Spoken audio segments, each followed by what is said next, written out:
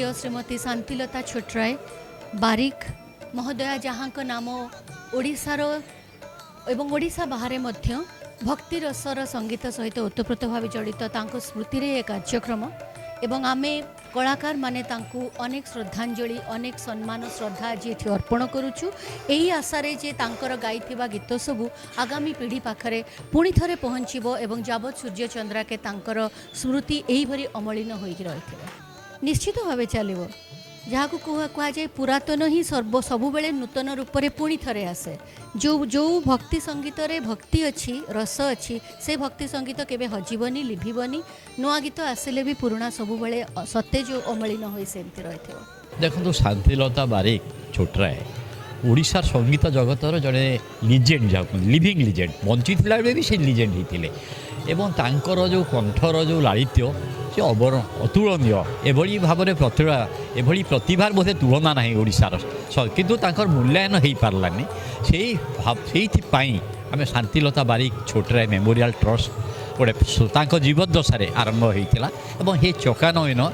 जो लोकप्रिय जो संगीतटा सारा ओडिशा रे सी अमर हो रही है चकानयन से शीर्षक आम कार्यक्रम ये चकानयन करूँ एवं प्रथम कि अवर्तमान कार्यक्रम होची तेणु मन में अनेक स्मृति आसूची क्षोभ लुह आसूची आखिरे जे शांतिलता कथा मन पड़े एवं निश्चित भाव में मुझे भावुची शांतिलता बारिकर जो प्रतिभा जो नुआ पीढ़ी की उद्बुद्ध एवं अनुप्राणित कर भाया कार्यक्रम आयोजन कराऊँगी प्रतिष्ठित कंठशिल्पी मैंने आज कार्यक्रम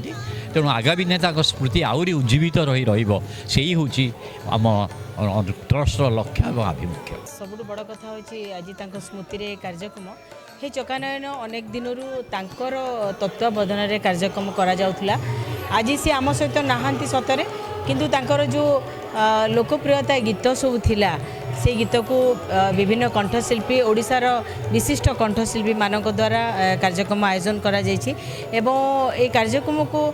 शांतिलता बारिक कल्चरल ट्रस्ट तरफ आयोजन करा जायछि। बहुत खुशीर कथा जे आज भी से हृदय समस्त अच्छा समस्त भल पाइबा एबे भी से साउंड होती आज जयदेव भवन रे निश्चित भाव में तांको भल पाउथबा एवं तांको गीत को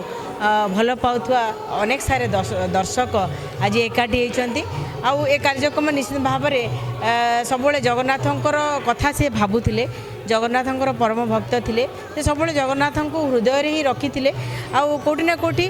लोकों पाखे से सबुले ही थिबे।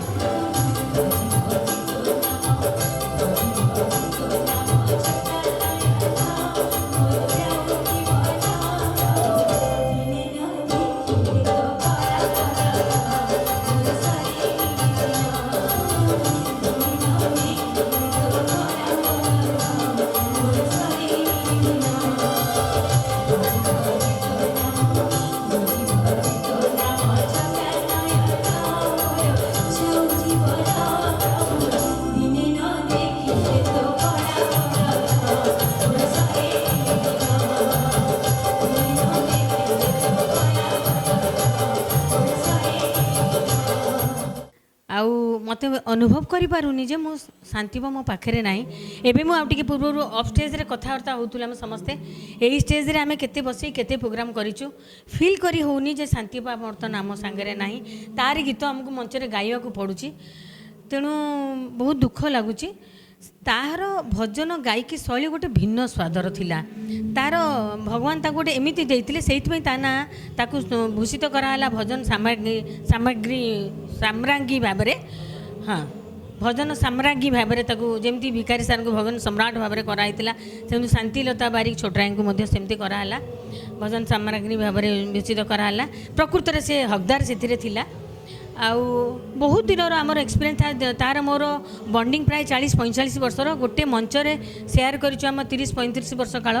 सब मंच को गला पूर्व मत पचार गीता कौ गीत गायबी कौ गीत गायबी बोले तू गायकी प्रिपेयर होती आसतु से सब कथा मन पड़ुची भल लगुनि भगवान करंतु से जो भी था भले था आम केमती आशीर्वाद करूँ तार ये कार्यक्रम सब सुरखुर होता बस से कामना करी। जय श्री जगन्नाथ।